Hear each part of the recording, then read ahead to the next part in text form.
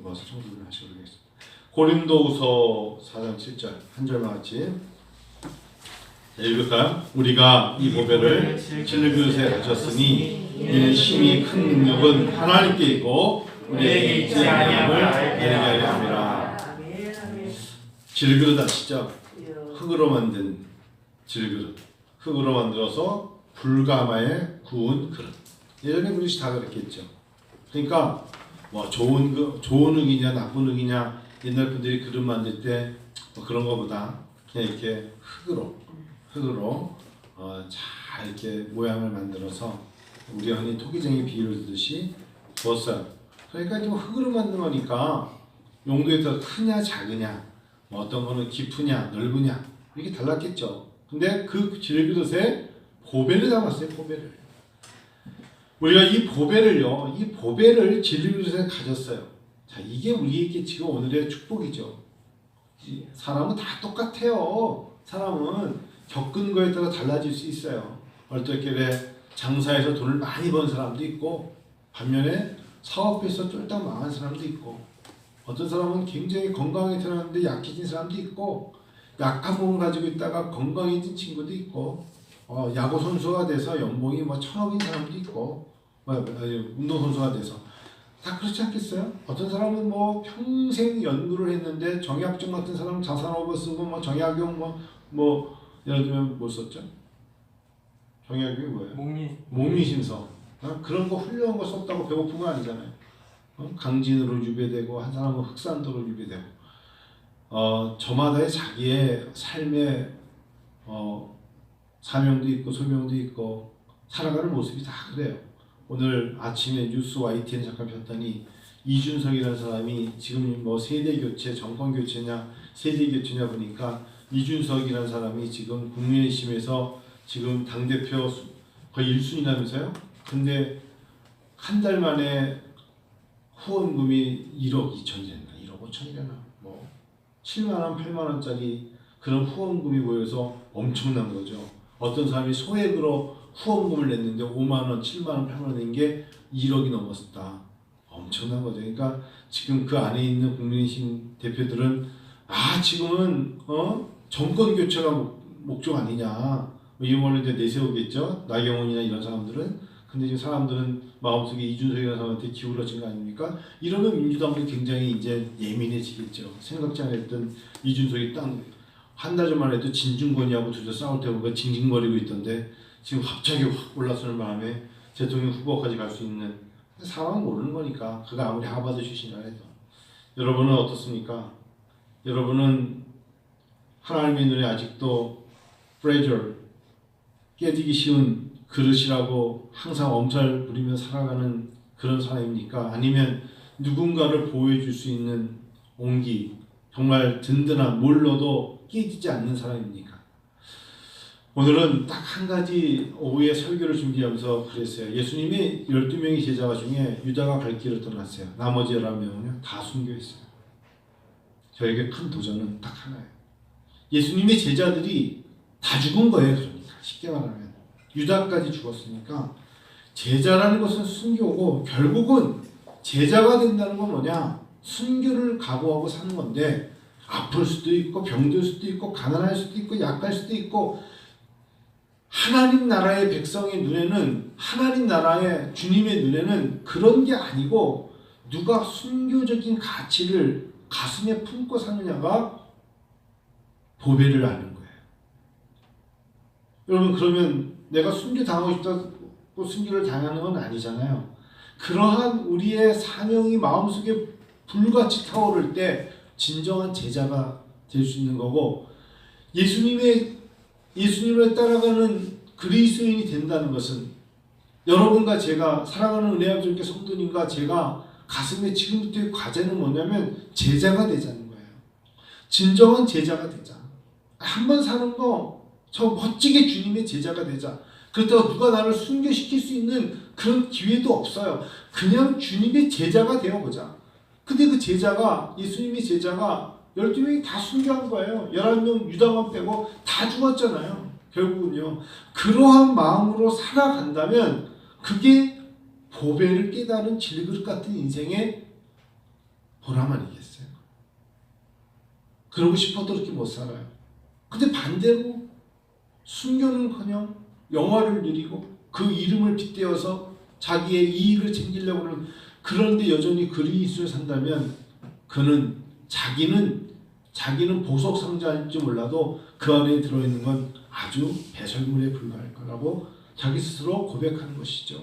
아무것도 보여주지 못하는 거예요. 성도 여러분과 제가 오늘 오후에 하나님 앞에 이렇게 고백하면 참 좋을 것 같아요. 내가 주님을, 당신을 알고 난 후에 내가 보배해야 됩니까? 그럼 진정한 보배는 뭡니까? 주님의 제자 되기 원합니다. 당신이 사랑하시는 제자 되기 원합니다. 째째하지 않은 복음을 들고 나가 천하 만민에게 복음을 위하여 순교를 각오한 제자 되기 원합니다. 그런 교회가 주님의 교회예요. 그런 성도가 정말 주님이 선택하여 쓰임을 당하는 성도이고요. 그런 그리스도인이 행복한 그리스도인이에요. 은혜암전교회 어떤 교회 되기 원합니까? 우리 교회에서 누구를 파송해서 순교자를 만들려는 것도 아니고 저마다 자기의 삶 속에서 각자의 고백이 나 정말 주님의 제자 되기 원합니다. 주님의 증인 되기 원합니다. 주님을 따르는 십자가를 진짜 되기 원합니다. 그런 마음으로 살다 보면 병들 수 있어요. 가난해질 수 있어요. 풍랑 만날 수 있어요. 잔잔한 물이 갑자기 바람에 의해서 넘칠 수도 있어요. 생각지 않은 내가 어려움을 겪을 수도 있고 내 발이 실족하여 넘어질 수도 있고, 근데 그런 것 때문에 내가 주님의 제자에서 이탈되면 안 되죠. 그런 걸로 주님의 제자에서 이탈된다는 건 보배가 뭔지를 모르는 거예요. 진짜 가치를 모르는 거예요. 그런 환경적인 요소에서는 내가 어려움을 겪을 수 있어요. 그러나 내 안에 계시는 분은 어찌하면 좋겠습니까? 우리 안에 나 같은 질그릇을 택하사 내 안에 계시는 이 감추인 보배의 예수님을, 그분을 실망시켜드려서는 안 되겠다. 그러면 자꾸 내 능력으로 주님께 보여드리려고 해서는 안 될 것입니다. 내 능력이 어디 있어요? 넘어지면 못 일어나는 게 인생입니다. 우리의 능력이 어디서 나와요? 우리에게 있지 않고 하나님께 있음을 알게 하려 합니다. 큰 능력은 오전 11시 설교 때도 말씀드렸지만 주님이 능력이세요. 주님께로부터 능력이 나오는 것이기 때문에 우리에게 있지 않습니다. 예전부터 우리가 흔히 말할 때 상품과 작품의 차이를 우리가 얼마나 자주 나눴고 가슴에 새겼습니까? 굿스와 웍스. 상품은 삼양라면은 하루에 수백 개, 수천 개 만들어지지 않을까요? 메이드 인 코리아, 삼양식품, 라면. 그런 거는 똑같은 박스로 1000박스도 쌓여 있어요. 하나님 우리를 똑같이 안 만드신 것은 우리가 한 명 한 명의 그 안에 그 사람의 질그릇 같은 연약함에 저마다 가지고 있는 약점 속에, 그러나 보배로우신 주님이 그를 통하여서 영광 받으시기를 원하시는 것이죠. 사람을 볼 때 이런 말 참 듣기 좋지 않습니까? 참 그 사람 옷걸이가 좋아. 옷걸이가 좋다. 그런 말 들어보지 않습니까? 그 사람한테는 어떤 옷을 입혀도 멋있어. 멋진 사람이에요. 어떤 사람에게는 아무리 좋은 옷을 입혀도 폼이 안 나는 사람도 사실은 있잖아요. 외형적으로. 그러니까 다 정말 모델이라고 하는 사람들은 다 갖다 놓고 옷을 갖다가 그게 구제 상품에 샀어도 탁 거쳐놓으면 멋있어요. 이 사람 입으면 멋있는데, 근데 다른 사람이 입으면 그 폼이 안 나죠. 보배는요, 그 안에 신앙적인 인격을 말하는 거죠. 옷걸이, 신앙의 옷걸이. 하나님이 코로나19로 우리가 큰 어려움을 겪을 수 있겠지만 더 큰 어려움이 왔을 때 하나님께 보여드릴 진정한 가치를 보여드리는 성도 되기를 원해요. 제가 주중에 그런 글을 한번 썼죠. 제 아내도 기억날 거예요. 윅스, 우먼 인펜트 클리닉, 보건소죠. 한국말로 말하면 어린이 여인들을 위한 보건소. 거기에 영원히 영광이 특별히 벌스 스테이트먼트인가 하여튼 뭐 출생신고서 그거 들고 가가지고 분유 타러 가는 거예요. 그럼 쭉 서가지고 거기에 다 흑인들 10대 미혼모들이 쭉 서 있는데 저기 서 있으면 흑인들이 이렇게 쳐다봐요. 너는 외국 유학생 같은데 여기 왜 서 있어? 뭐 그런 애도 있고. 난 내 걸 타러 온 게 아니라 미국 시민권인 우리 아들 딸 분유 타러 온 거예요. 시밀락이 당시에 $100쯤 해요. 얼마나 비쌉니까? 제가 유학할 때 $100가 얼마나 큰데 10달러도 큰데 시밀락을 살려고 그러면 $100가 들어요. 그러면 꽤 크죠. 분유 한 통이 남양 분유 한 통 생각하면 돼요. 그거 사러 가면 줄을 쭉 서요. 푸드뱅크처럼. 거기 유학생이 저기 서 있는 거예요. 그 앞뒤로 다 흑인 애들 중에서 와가지고 통조림 같은 거 받아가려고 줄 서 있는 애들이 있어요. 그러니까 우먼 인펜트예요. 그러니까 여자와 어린아이들을 위한 인펜트, 아주 신생아를 위해서 먹을 걸 공급하는 곳이라고요. 가면 저한테 얘기하죠. 너 왜 왔어? 나 우리 애가 태어났다. 그래? 그러면 그 giving birth statement 내놔. 그러면 이제 탁 보여주면 그때 와서 그래 태어났구나. 그때 이제 분유를 줘요. 근데 저는 그렇게 마음이 흐뭇한 거야. 분유 그거를 하나 타가지고 하는데 너무 흐뭇하면서 가다가 그 옆에 하나 더 주는 게 있어요. 저기 중에서 애플 주스나 그레이프 주스 하나 더 들고 가. 그럼 이제 그거 가가지고 들고 올 때 왼손에는 시밀라, 오른쪽에는 프루트 주스를 들고 집에 왔을 때 얼마나 흐뭇한지 몰라요. 근데요, 되게 쪽팔린 거예요. 미국의 중산층 이상은 그런 걸 평생 경험할 이유가 없죠. 왜? 진짜 가난하고 노숙자인데 미국 시민권 중에 10대 애들이 아기를 낳는데 미국 시민권 애들이 먹을 분유가 없어서 굶어 죽을까봐 만든 WIC, 우먼 인펜트 클리닉에 가서 서 있다는 것 자체만으로도 우리가 말하면 여러분 서울역이나 이런 곳에서 노숙자들이 주는 음식을 먹으려고 줄 서 보는 분들이 몇 분이나 있겠어요. 노숙자가 주는 것을 노숙자들을 위한 예를 들면 음식을 주기 위해서 거기 줄 서가지고 먹어야 된다는 게 그렇게 행복해요? 병전용 앞에서 누가 밥 퍼주는데 그걸 먹으면서 막 쭌쭌해서 양복 입고 넥타이 메고 그런 사람은 없잖아요. 근데 너무너무 행복했어요. 왜 그러냐? 왜 그럴까요? 내 안에 계신 예수 그리스도가 나로 말미암아 기쁨을 주시는 거죠. 왜냐하면 유학생활이라서가 아니라 그래도 광야에서 만나를 먹이시는 하나님의 이 공급의 힘이 있다는 게, 비록 외국에 와서 아이들을 낳고 키우지만 지금 유학생 신분으로 IMF 때 공급할 수 없는데 내가 할 수 없는 걸 주님은 WIC라는 기관을 만들어서 먹이시는 하나님이 얼마나 저에게는 만나의 법칙을 깨닫는 거예요. 내가 할 수 있는 게 뭐가 있어요? 그런 제도 속에 내가 가서 줄 서 있는 것이죠. 줄 서 있는 거. 그래서 아이들이 그때는 그 아이들이 모르겠지만 우리 영광의 영원이가 다 그런 거 먹고 컸어요. 잘 컸잖아요. 그렇죠? 성도 여러분, 우리가 다 질그릇이에요. 주님 앞에 우리가 그 안에서 보배를 가지고 살아가는 사람답게 좀 더 은혜롭게, 건강하게. 코로나를 만났어요. 코로나 그 이후에 은빛교회가 하나님 앞에 똑같은 어려움 속에서 어떻게 반응을 보이느냐, 그 이후에 주님이 우리에게 주시는 복은 다를 거예요. 그리고 그 사람들의 발자취와 발걸음과 그들이 보여주는 그 순간순간의 모습을 주님은 다 기억하실 거예요. 예전에 어른들이 한옥집에 장독대가 있었죠. 제가 살았던 종로구 개동에도 장독대가 있었어요. 그러면 집집마다 장독대에 여러분 알다시피 고추장, 된장을 항상 묵은 된장을 5년, 10년씩 담아두죠. 뚜껑을 닫고. 비 올 땐 뚜껑 닫아라 뭐 이러면서 소리 지르고 막 그러지 않습니까? 대부분의 할머니들의 가장 봄을 이루는 고추장 아니면 된장 항아리예요.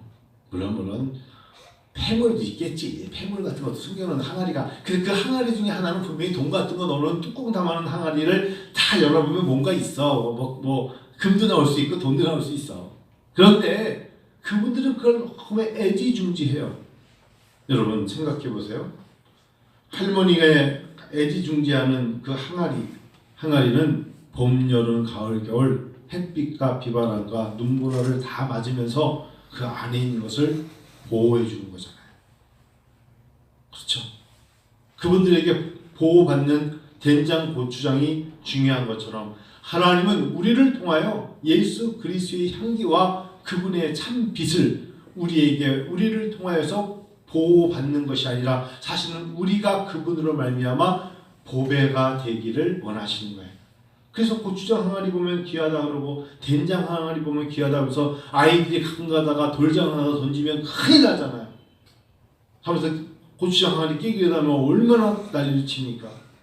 그런데 질그릇 같은 우리 인생에 보배로우신 주님이 계심으로 우리가 지금의 이런 어려움 속에 코로나 이후에도 주님은 우리가 질그릇 같지만 우리를 깨지 아니하시고 그 안에 보배를 삼으사 우리를 놀랍게 우리를 사용하실 줄로 믿습니다. 사람은 웃는 자와 우는 자 별 차이 없어요. 여러분도 울 때가 있고 웃을 때가 있지 않습니까? 여러분 인생을 살면서 울었다가 어느 날 웃었다고 인생이 뭐가 이렇게 달라집니까? 어려울 때가 있고 풍요로울 때가 있는 거죠. 웃을 때도 있고 울 때가 있는 건데 지금은 울 때예요. 그럼 울면 되는 거예요. 그러면 하나님께서 울면서 어린아이처럼 보채는 게 아니라 신앙인답게 주님께 울면 웃을 때가 오겠죠. 코로나를 겪은 다음에 지금 코로나를 겪을 때는 울지만 코로나를 겪은 후에 웃을 때가 있죠. 웃는 자와 우는 자의 차이가 뭐가 그렇게 다르겠어요? 한 사람이 울을 때가 있고 웃는 때가 있는 것이죠. 우리에게 큰 기쁨으로 주님이 웃는 자가 되게 하실 줄 믿고 최선을 다하는 겁니다. 마지막으로 여러분, 어제도 제가 설교를 금요기도가 없으니까 하나님 저에게 금요일부터 설교를 준비하게 하셔요. 또 설교가 조금 다르더라고요. 확실히 시간이 쫓기지 않으니까. 그래서 토요일 날은 모든 설교를 6시쯤에 다 끝나고 6시부터는 설교를 가지고 기도하기도 하고. 근데 어제 수박을 심었거든요. 뭘 심어요? 그러면 생각할 때 수박 하나를 심으면 수박을 몇백 통 딸까요? 아니에요. 수박 하나 심어서 3-4통 조그만 거 딸 수 있겠죠. 근데 제가 어떤 걸 심어놓고 굉장히 보물 있는 것에, 물질 있는 것에 마음이 있다는 게 그냥 뒷동산이 있으면 나무, 아카시아 나무 있으면 제가 저기 쳐다볼까요? 아니에요. 제가 심어놓은 게 있기 때문에 쳐다보는 거예요. 거기에 감자를 심어놨기 때문에 감자 꽃이 피었나 가보고요. 양파를 심었기 때문에 양파가 이제 알이 굵어졌나 가서 보는 거고요. 심어놓은 고구마를 순을 넣어가지고 고구마를 심어놨기 때문에 이제 얼마나 자랐는가 가보지 않겠어요? 심을 때는 힘들 수도 있고 남들이 왜 그걸 하느냐고 이 땡볕에 왜 물을 주느냐고 약을 치느냐고 말할 줄 몰라도